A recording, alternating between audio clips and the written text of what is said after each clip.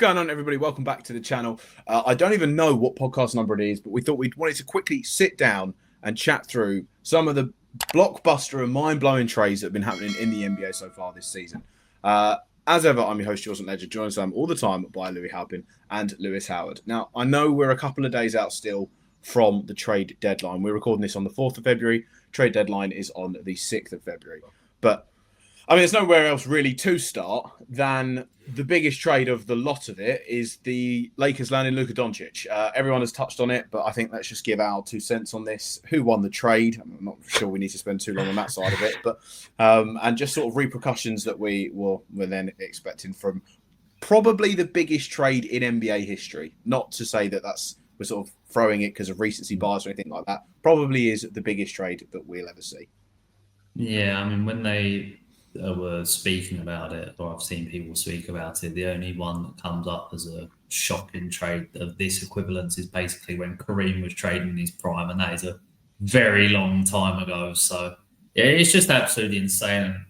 I remember waking up and seeing it, I was just like, the same as everyone else. Obviously, the jokes are going around like, oh yeah, everyone thought Shams was hacked, but he wasn't, evidently. And I think the most damning thing for me, obviously, we'll go into the actual basketball side of it in a bit. But when I watched the interview of Nico Harrison when he's sitting next to Jason Kidd, obviously, you know, he sticks to his guns, which is fair enough. But just when he was talking about that they're on the same wavelength and he didn't, talk to him about the trade, and then he goes into how him and Rob Pelinka created it and how it started, and you're just sitting there thinking, how on earth has any of this happened? This all sounds absolutely crazy. So obviously you go back to see what he's done before with the Kyrie. That was a gamble and it hit.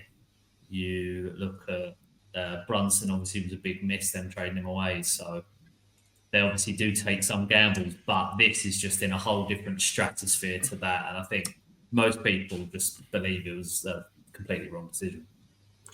Yeah, I mean, I don't think there is precedent for it. I know you mentioned Kareem, but it's just, we can't even really compare that because it's just such a long time ago in terms of he's not even prime age, he's pre-prime age. He's reached a conference finals, NBA finals, the best player on both teams. The only reason they got to either, and from what we can gather from reporting, they basically traded him away because he likes his fast food maybe a bit too much. Honestly, there's not really been any other sort of justification, has there? There's been they're worried about his conditioning. Yeah, the inside of it, from what I've seen, is that they're worried about his conditioning a little while. How serious he was taking sort of regular season training and just getting ready and just for one playoffs. Of the biggest instances Again, all of it seems to be is just like little small things. There doesn't seem to be a big issue, which is what everyone thought at the time of if this still goes through, either his injury must be that he's been, because he hasn't played for sort of 4 or 5 weeks maybe, his injury has to be a lot worse than it's been made out to be, or there's something else going on behind the scenes. Yes, and even the stuff that's come out, none of that would be warranted enough to trade away someone of Luka's caliber. You just don't trade people of Luka's caliber. No, there's no precedent for it. That's what I mean. We can't compare this. The thing that's even more mental. Go on.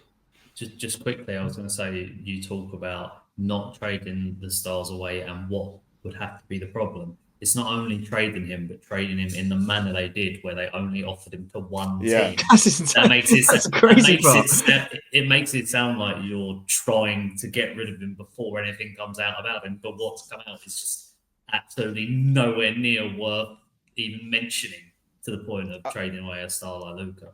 The thing as well, in terms of when they had that press conference and he sat down with Jason Kidd and he said that he had the coffee with Rob Pelinka weeks back. So this has been in the making. It's not like they've rung him up one night and he's just gone he's drunk and made a call to Rob Pelinka being like, hey, what would you give me for Luka Doncic? They've obviously chatted. Surely Rob Pelinka must have been sat in there after that coffee conversation and thought, oh my fucking God, I'm about to pull the wool over his eyes here. Because he's getting rid of an AD, and granted, AD's kind of got over his injury woes now. It's been pretty much 2 straight seasons of playing decent, what was it, 70 games he played last year plus? Yeah, but he's coming. He'll always have the tag. Agreed. When he's 31, no, I think he's still got more years in the tank. But I think he's coming. They're getting rid of a 31-year-old with some potential injury issues, and all they gave away was a first-round pick of which by that point, Luka will be more than likely in his prime. So that pick's going to be absolutely worthless. So they've just traded away their entire future for pretty much in terms of going down the line, nothing. And I think the thing that is even worse is the way that Dallas is seen to be, and the culture and the heritage and everything that goes around it, with how they won their championship with Dirk. Even if they win a championship this year with AD, which is pretty much very unlikely, it's still not going to be forgiven, because Luka is the franchise man. He's the one that stays there. He's meant to be there for his entire career. He was meant to have a statue alongside Dirk, and they've got rid of it for pretty much a shot at 2 years. So it's just a mental trade. It's that age-old phrase of they don't love you like their own, isn't it? It's like why Kobe in the Lakers will be loved more than LeBron ever could be, no matter what he won from here until the end of his career. He could win 3 championships in a row, it still wouldn't matter. Yeah, some things transcend champ. Even if Luka had never won a championship, they'd prefer to just have had him. Yeah. He's theirs. It's the European thing as well, like you mentioned with Dirk. It made all the sense in the world. I just can't believe. And I think actually he's come across terribly in those interviews. Like when he was talking about I don't care what's going to happen in 10 years. It's really it must be really deflating to hear that as a fan, when you're like the person who's running your team is like, I don't even care what happens to it beyond within the next couple of years, and that doesn't even make sense anyway because you've got less of a chance to win. So I would add as well, during that interview it felt like he was speaking on behalf of Jason Kidd, while Jason Kidd is literally sitting next to him silent. The man is there. You can read into these things. You can obviously see behind the scenes. There's no way any coach is going to be happy about losing a Luka Doncic, even regardless of who you bring back in for him, unless it's probably Victor Wembanyama at this stage. So there's no way he was happy. And to show a front of continuity, he probably has to be there and said, I'm absolutely not going to be talking. I will show up and I will sit there, but you can talk for me. And that's it's going to be interesting to see how this all shakes out as well. On the flip side of it now, with Luka obviously now being in LA, and I know he's still probably got that sort of injury that he's going to have for another couple of weeks. I know they said that he's targeting to play on Monday. I don't think he will. I think it'll be a couple of weeks until he does. Where does this put you on the Lakers sense now? Because obviously Luka and LeBron, box office names put together. Does it really fit on the court? Does it make them? I know that Vegas had their odds cut in half to win the chip, which wasn't really doing much because they weren't really title contending favourites in any case before making any moves. But does this move them into the point where you're like, yeah, this year pick up another piece, get that centre, and they're the real deal? Or how are you seeing it work out? I mean, maybe if they got some rim protection or got a centre before the deadline, but I mean, there's no way they win the championship this year, I don't think. But the point is, who cares in the slightest? You've got your future sorted out for the best part of a decade to come. In terms of the fit with LeBron and Luka, I think, they're two of the smartest players in the league. They'll figure it out. Obviously, both of them want to have the ball. Luka is unbelievably ball dominant, but if you can sort of transition LeBron less and less out of being the guy with the ball all the time, then maybe that even prolongs his career. He's obviously been talking about spacing. He's been shooting a lot better this year. So I think they'll figure it out. The main problem is the team can't play defense to save their lives, and they just got rid of their best defender. So they will obviously have to bring someone in. If not now, then in the offseason after this season. I think the record for trading for truly all-star players midway through the season just isn't very good when it comes to I don't think it ever works out that they win the championship first season. I mean, you can just look at Kyrie when he came to Dallas in the first place. That sort of half of the season was pretty nightmarish for him, and they didn't do well. And then they got it together the season after. So, the point is you hit the player in because this is their future now. They've also kind of maybe not done away, but I think in the past couple of years, the Lakers have been kind of beholden to whatever clutch, LeBron's agency, AD's agency as well, wanted. But through this and through the fact that I'm going to guess that LeBron didn't hear about any of this, which is probably a first time for any move in sort of Lakers, when he's been there anyway, Lakers history. It's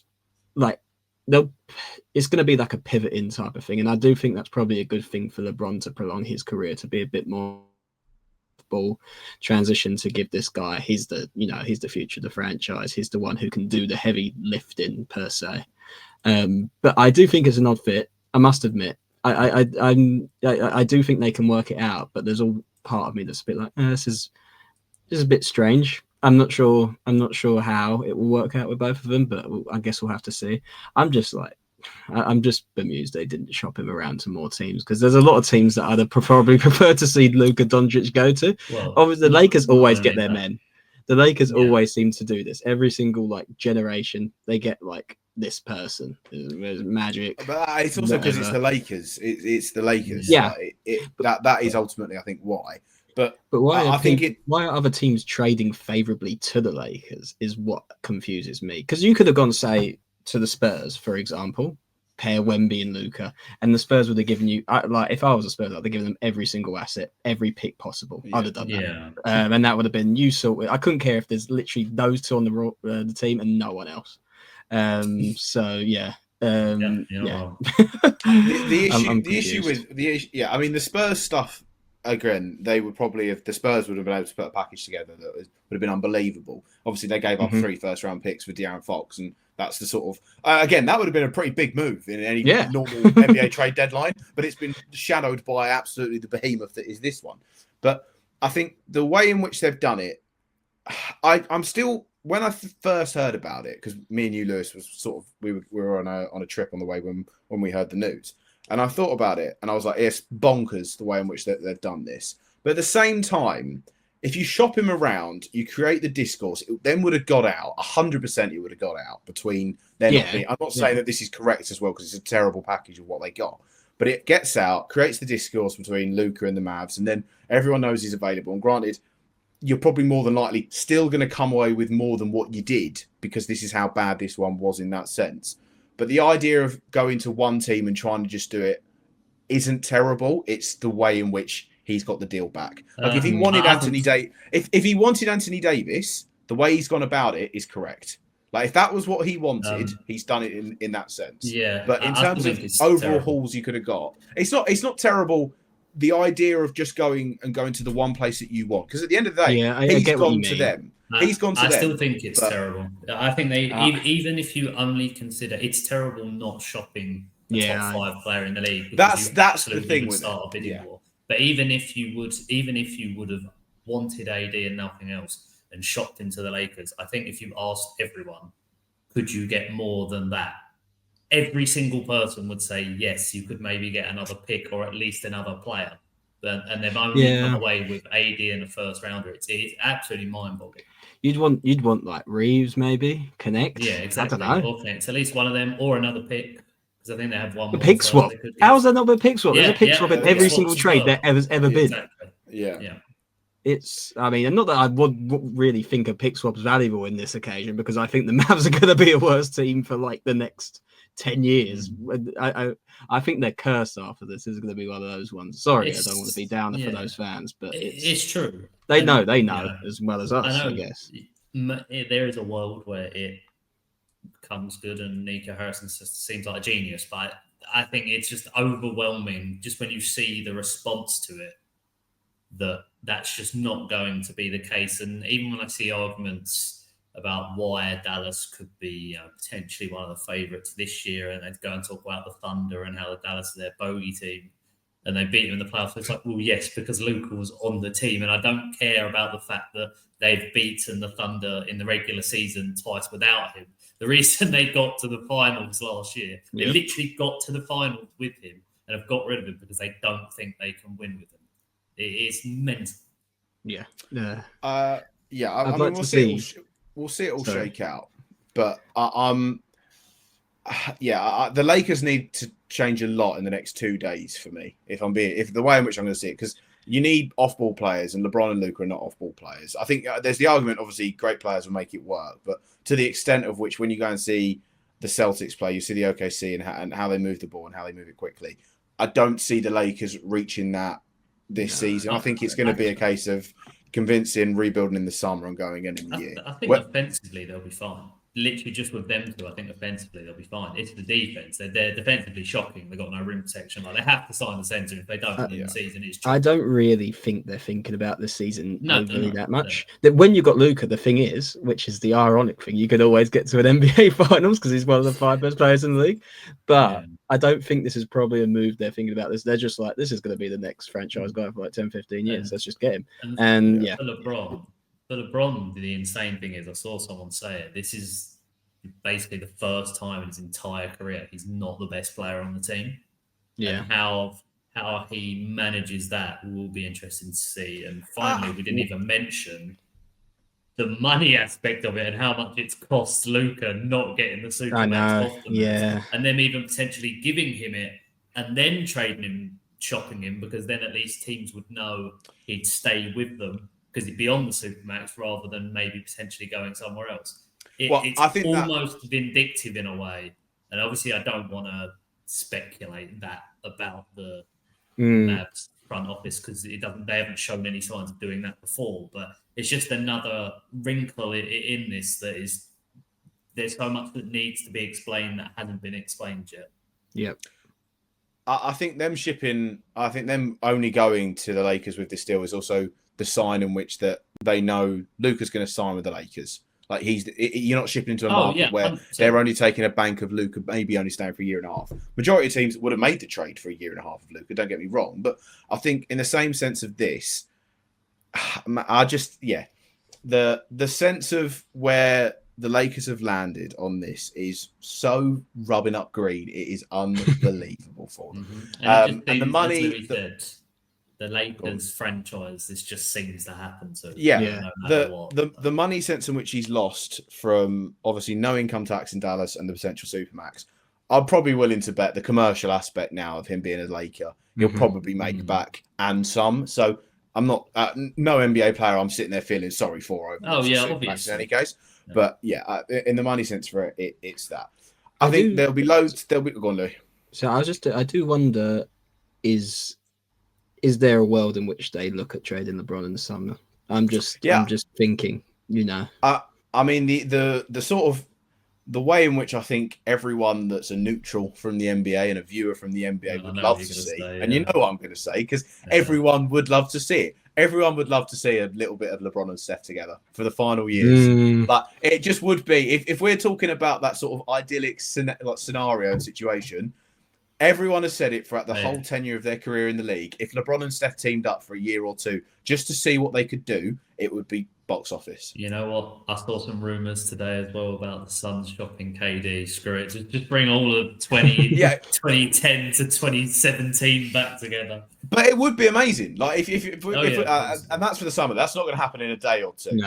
Well, actually, nothing is off the table. I mean, the KD thing is going to happen. The KD thing is also absolutely never happened. I mean, the favourites to land KD are the bloody Wizards, and that's not going to happen. So I think in all of that cases, it's just a bit of a great time for the NBA in that sense. In terms of, I think as well, when you think the Super Bowl in America is on Sunday, and normally there's nothing is mentioned in the NBA at this sort of time of year, and they've absolutely stole the headlines from it, which is quite amusing to me in that sense. I do want to talk about the De'Aaron Fox deal. Obviously now going into San Antonio, teaming up with Wemby. I think this now puts it's Wemby's had his sort of like your fun times in the league, no pressure on you, just work your way in. No one's really expecting too much of you. Spurs front office are now saying, no, it's not like win now mode, but now it's right, playoffs. You have to make the playoffs minimum. And I think they would have made it this year, but now it's like there's no excuses. You've got decent players now, enough around you where you've been embedded in that time for a while. Obviously, they've still got some pieces to probably pick up. But I think this puts them in a really nice spot to also, De'Aaron Fox is 26, 27? So you've got a 4 or 5 year point guard probably right there to team up with Wemby for the considerable future. And I think it's a nice fit as well. So, for me, there's two ways I guess you build these types of things, right? Because the Thunder basically bottomed out for years. They just accumulated young talent. They grew together and eventually they just became really good. albeit led by some, SGAs are slightly older than the rest of them. Albeit by the worst trade in Britain. One of the worst trades ever. Well, now, we can't say that anymore. We've got to evaluate every single trade on every agreed. basis now, because I don't want to even mention Rudy Gobert when we've got this trade. Well, agreed. So, yeah, but this, I kind of like the idea where I don't think this is going to be a championship move for them or anything like that, but it just elevates them slightly, because I think Wemby has to get used to winning, and you're on a certain timeline with a guy who I think everyone still has he hasn't done anything to prove this, but you're still a bit worried about whether he can sort of handle the load of a long season and the health issues and stuff like that. I think you want to get as much out of him as possible early on, to be honest, and just give him those experiences, because if it comes later, then everything else comes later. So I do like it. I'm, again, a bit, the fit is strange. They've got quite a lot of guards, I feel like, and I just don't know how everything works together, albeit none of them, bar Chris Paul this season, super playmakers. But I think in the sense that where Wemby may struggle in sort of late game scenarios, as big men tend to do a little bit, bar Jokic. De'Aaron Fox is obviously really good in the clutch, the fourth quarter, the offensive sort of half court things. So yeah, I like it for him. I like it for that team as well. I don't even really mind it that much for the Kings, even though I guess it sets them back a little bit. But we'll get that Zach LaVine DeRozan combo back going, which I'm sure both of them love so much. So interesting. Just target certain teams when you're doing trades. Kings, the Bulls, they seem like easy saps to go for. So I like it personally. Yeah, I mean, I don't think it's the worst trade in the world for De'Aaron Fox, to be fair, from the Kings side of it. It's just obviously the Kings decided that now is the time to get rid of him. And when you look back to what happened with Halliburton and De'Aaron Fox, obviously, and now De'Aaron Fox has left as well, you do think how much that the outlook of that franchise has shifted in the past few years from where they were to where they are now. And maybe you say, they've pushed themselves back further by doing the trades in the order that they have. Yeah, I think as well, the Bulls one is just I don't know what they gained really. The sense of waiting on too long. It's just a bit of a fumble realistically from them. The pick that they got is so and so. It's a nice draft class apparently, but again, I think the Bulls are going to need some serious years of prime Sixers tanking is what I think is the issue with them. They got their rebuild pretty much horrendously wrong, and they paid the price for it. With the Bulls as well, I think with the Zach LaVine part of this trade, I think basically you've seen over the past couple of years so much about him and his trade value. I think this trade has highlighted what that trade value was all along, which is nowhere near as much as they would have wanted to get for him. So it's just got to the point where this is it, basically. This is what you're going to get, and they've just pulled the trigger. Yeah. I think Kevin Huerter, they'll end up moving. I think they might keep the Zach Collins, but they should move Trey Jones and Kevin Huerter because, again, before his injury, a year ago, Trey Jones was a compatible sort of decent point guard in that backup role. And Kevin Huerter has had his moments. He's a bit of a very hot and cold player in terms of if he stays hot as a shooter, he was very good for them at points. And then apart from that, he doesn't really offer too much else. But in this sort of world right now, there will be a trade demand for a player like a Kevin Huerter as a spark plug off their bench. Like you saw with Buddy Hield when he was at the Sixers last year, did nothing in the playoffs, and then one random game brought him in, caught heat, and he had 6 or 7. He broke did he not tie the record for NBA final, NBA playoff threes or something like that? I can't remember, but he's that sort of ilk of player where if he gets hot as a shooter, there will be some form of market out there for him in general. I think apart from that, there are still some floating around trades. Obviously, the Kevin Durant stuff that we touched on, I'm not sure that that's going to go through now. I think the Suns are sort of worried and they're trying to see what they can do because if they try and ship Beal and can't get Jimmy Butler in, they're then trying to see where else they can move. They seem to be dead set on trying to get Jimmy Butler. Jimmy Butler seems to be dead set on going to the Suns. He seems to have rejected a lot of other teams' offers because of the trade kicker. If they do ship KD, I'm not really sure what it would mean for him in that sense because it doesn't seem that there's a lot of contending teams that would be willing to pay the price that they're going to want for him. and then also bottomed out teams like, for example, the Wizards that are favourites to land him. It's a bit of an awkward one because the Wizards are in absolutely zero win mode, and then you're getting someone like Kevin Durant in the tail end of his career, who has still got years left in him, but it doesn't match the fit and the timelines that have said. So that'll be one to definitely keep an eye on as well moving into it. I think other trades that have gone down, it's sort of been trades getting ready for it and ones that have happened in the past that we've already touched on before. Is there anything else that you think that you want to see? Obviously, we've got 2 days now until the deadline, apart from the ones that we've touched on already, like the Lakers getting a big. Is there anything else you'd like to see? I think the main one for me, I want to talk about the Warriors in terms of they seem to be that everything that's coming out from them is that they're desperate to land a star that can play alongside Steph Curry moving forward. Who would you like to see move to Golden State and play alongside Steph if it's not LeBron James?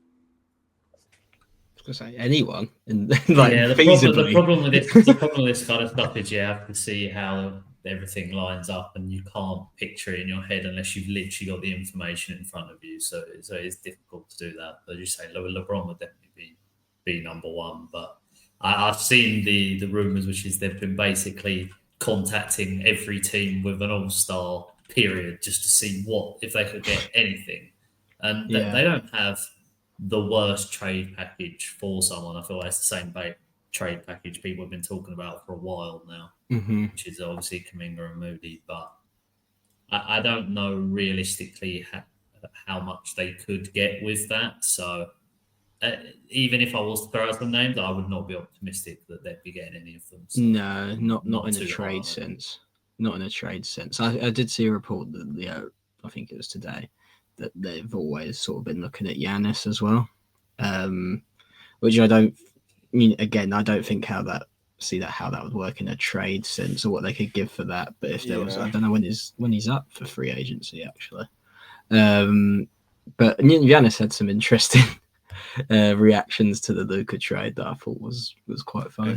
No one's safe. I think the Giannis stuff.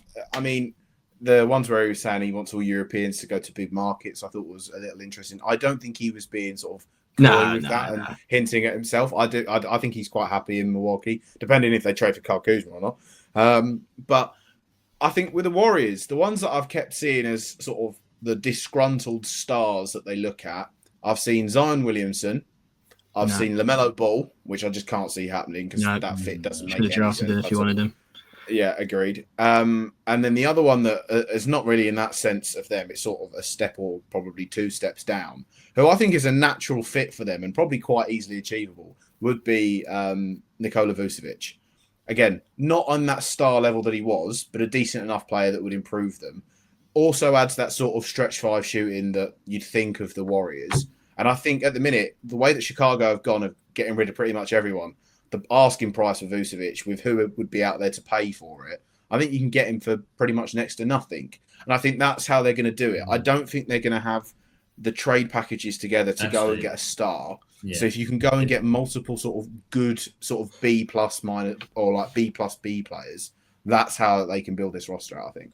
If I was going to pick a style of player I would quite like to see actually play the Warriors, it would be one of those centers that is a playmaker at the same time. I think that's something that Steph could really thrive on. But at the same time, when I think about that, I think about defensively. It's just I'd still like to do it, but like someone like a Vucevic or maybe obviously Sabonis probably isn't going anywhere now, but Sabonis would be really good on the Warriors. I don't think he's been very good this season, but like Markkanen was like a big thing that was. Yeah, I think the Markkanen at some stage. The Markkanen stuff just seems to be the Jazz are asking for like the house for him. Yeah, because they don't need to get rid of him; they can keep their price there, unless anyone loves him. And I just don't think there's going to be that market for him. I agree. And this is where it's weird with these teams because he's not been excessively good this year, nowhere near as good as he was last year in terms of that the Jazz would lose, but he'd put up 30 points or like he'd get a 28, 6 and 6 or something like that. And if he has another season like it afterwards, you've missed out on potentially, if you just lower your asking price to something a little bit more reasonable, you then can cash in on him as opposed to doing what sort of the Bulls have done, where you've got 3 somewhat desirable assets that are coming that are near that all-star range, and then they all perform badly together and you lose all that value. So that's that instance there of it. I think as well, The other one that I have seen is that I think Paul George is quite gettable if the Warriors want to make that mistake. But I'm not sure that they do. Interesting.